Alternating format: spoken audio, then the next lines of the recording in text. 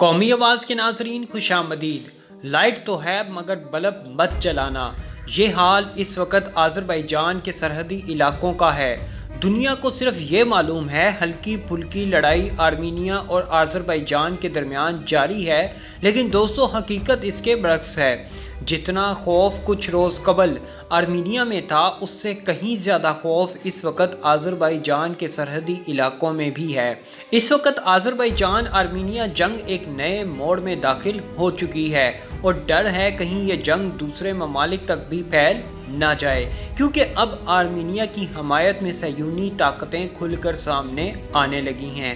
اب شروع ہو گیا ہے طاقت کا کھیل، جی ہاں، ایسا خطرناک کھیل جس میں صرف تباہی ہی تباہی ہے۔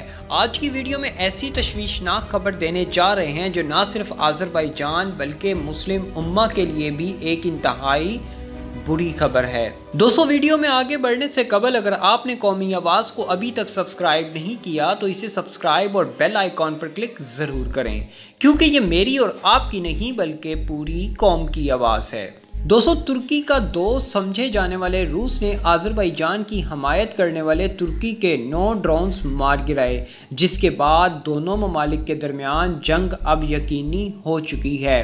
عالمی خبر رساں ایجنسیوں کے مطابق یہ ڈرونز روسی ایئر سپیس کے قریب پرواز کر رہے تھے، جنہیں روس نے اپنی جدید ترین الیکٹرانک وار فیئر ٹیکنالوجی استعمال کرتے ہوئے فضا میں ہی نکارا کر دیا۔ اس سے قبل روس یہی ٹیکنالوجی شام میں بھی استعمال کر چکا ہے۔ اس سسٹم کی رینج 300 کلومیٹر بتائی گئی ہے۔ روس کی اس ٹیکنالوجی نے امریکہ جیسی بڑی طاقت کو بھی پریشانی میں مبتلا کر رکھا ہے۔ دوسری جانب ترکی نے روس سے اس حرکت کا بدلہ لینے کا اعلان کر دیا۔ ترک صدر طیب اردگان کا کہنا ہے ترک افواج آنے والے چند گھنٹوں میں روس کا منہ توڑ جواب دیں گی، جس کے بعد روس کی جانب سے بھی جنگی تیاریوں میں بڑی تیزی دیکھنے میں آئی ہے۔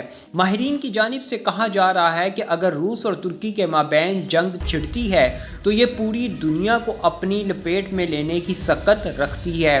ادھر فرانس بھی ترکی کے خلاف نبرد آزمائی کے لیے تیاریاں شروع کر چکا ہے، جس کا مقابلہ کرنے کے لیے پاکستان سمیت دیگر اسلامی ممالک کی جانب سے ایک ایسا اتحاد سامنے لایا گیا ہے جو روس اور فرانس کا مقابلہ کرنے کی پوری قوت رکھتا ہے۔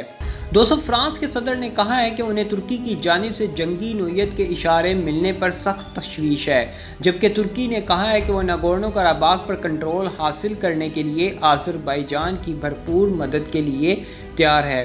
ترکی اور فرانس حالیہ مہینوں میں مشرقی بحر روم میں قدرتی وسائل پر اپنے دعووں کی وجہ سے ایک دوسرے کے مد مقابل کھڑے ہیں۔ اس کے علاوہ لیبیا میں جاری خانہ جنگی سے متعلق بھی دونوں ممالک میں اختلافات موجود ہیں۔ ترکی کی جانب سے آذربائیجان کی حمایت کوئی نئی بات نہیں، لیکن حالیہ صورتحال نے ترکی کو اپنی خارجہ پالیسی کے اہداف کو آگے بڑھانے اور اندرونی طور پر قوم پرستی کے جذبات کو مزید ابھارنے کا موقع بھی فراہم کیا ہے۔ 28 ستمبر کو ترکی کے صدر طیب اردگان نے آذربائیجان کی حمایت کا اعلان کرتے ہوئے آرمینیا سے کہا تھا کہ وہ آذربائیجان کی سرزمین سے فوراً نکل جائے، جس پر اس نے قبضہ کیا ہوا ہے۔ آذربائیجان اور آرمینیا کے درمیان تنازع میں شامل ہونا ترکی کی خارجہ پالیسی کی حالیہ اقدامات میں ایک نیا اضافہ ہے۔ بعض مبصرین کے خیال میں قفقاز خطے میں ترکی کی مداخلت سے اس کا روس کے ساتھ ایک نیا جنگی محاذ کھل جائے گا۔ دونوں ممالک پہلے ہی شام اور لیبیا میں مد مقابل ہیں۔ ترکی میں قفقاز خطے کو روایتی طور پر روس کے زیر اثر سمجھا جاتا ہے اور اس وقت عام طور پر یہی سمجھا جا رہا ہے کہ روس آرمینیا کی حمایت کر رہا ہے۔ روس اور آرمینیا میں دفاعی معاہدے بھی شامل ہیں۔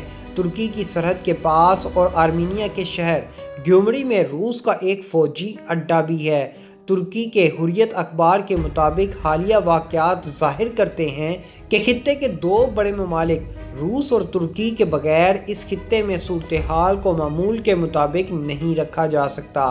اخبار کے مطابق روس کے صدر پیوٹن آرمینیا پر بہت زیادہ اثر رکھتے ہیں۔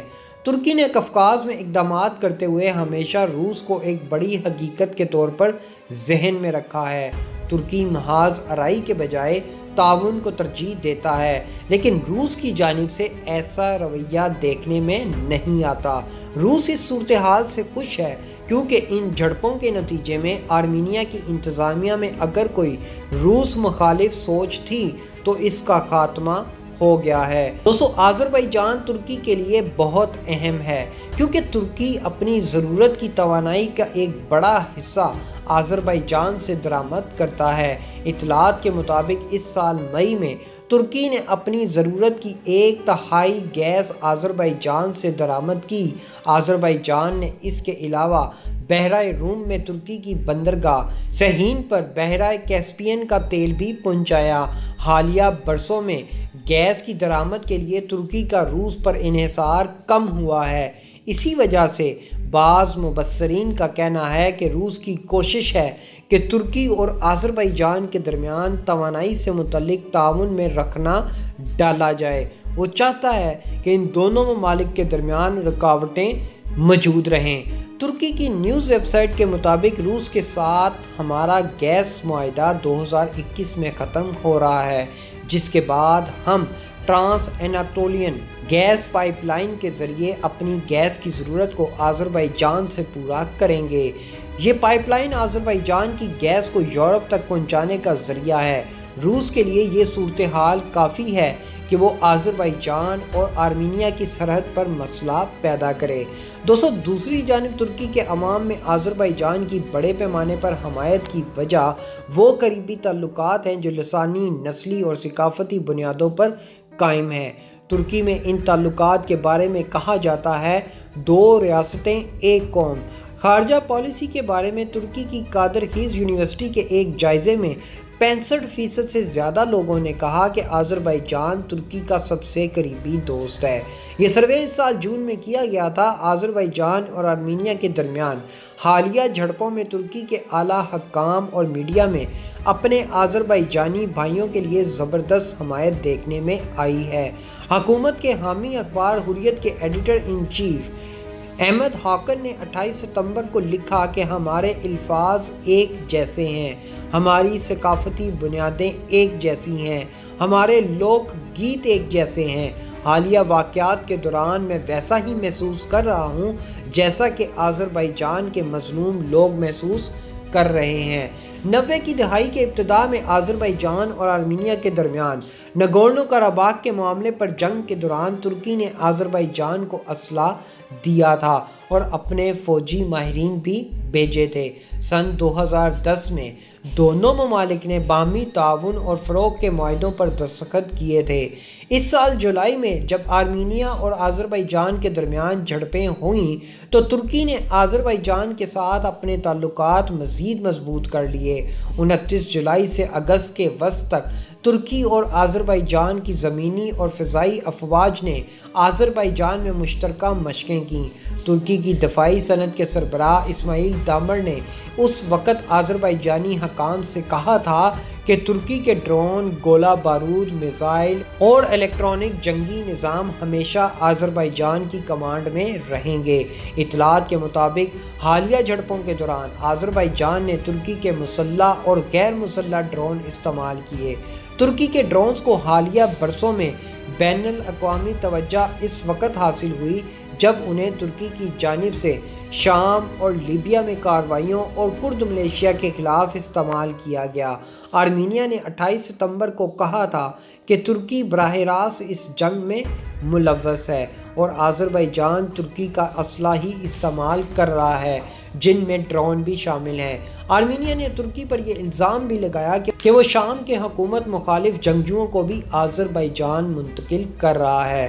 ترکی کی جانب سے آذربائیجان کی بڑھتی ہوئی حمایت کے پیچھے اندرونی سیاسی چالوں کا بڑا ہاتھ ہے، یعنی ترکی کی موجودہ حکومت اس حمایت کے نتیجے میں سیاسی فوائد حاصل کرنا چاہتی ہے۔ صدر اردوغان کی حکومت 2009-2008 میں آرمینیا کے ساتھ تعلقات بہتر کرنے کی کوشش کر چکی ہے، لیکن ناگورنو قرباخ اختلافات کے باعث یہ کوشش ناکام رہی۔ اس کے بعد ترکی نے آرمینیا کے بارے میں کافی سخت رویہ اختیار کیا ہوا ہے، جبکہ صدر اردوغان کی کوشش ہے کہ اپنی عوامی حمایت میں اضافہ کریں۔ انہیں 2015 سے انتخابی سیاست میں قدرے مشکلات کا سامنا بھی رہا ہے۔ 2015 میں امن مذاکرات ناکام ہونے کے بعد سے ترکی کی حکومت کردوں کے خلاف سخت کارروائیاں کرنے میں مصروف ہے۔ پیوٹن اب کسی نہ کسی صورت میں ترکی کا اثر و رسوخ آذربائیجان پر کم کرنا چاہتا ہے، کیونکہ آذربائیجان اور آرمینیا دونوں روس کا حصہ رہے ہیں۔ ایسی مزید معلوماتی ویڈیوز دیکھنے کے لیے قومی آواز کو سبسکرائب اور بیل آئیکن پر کلک ضرور کریں، کیونکہ یہ میری اور آپ کی نہیں بلکہ پوری قوم کی آواز ہے۔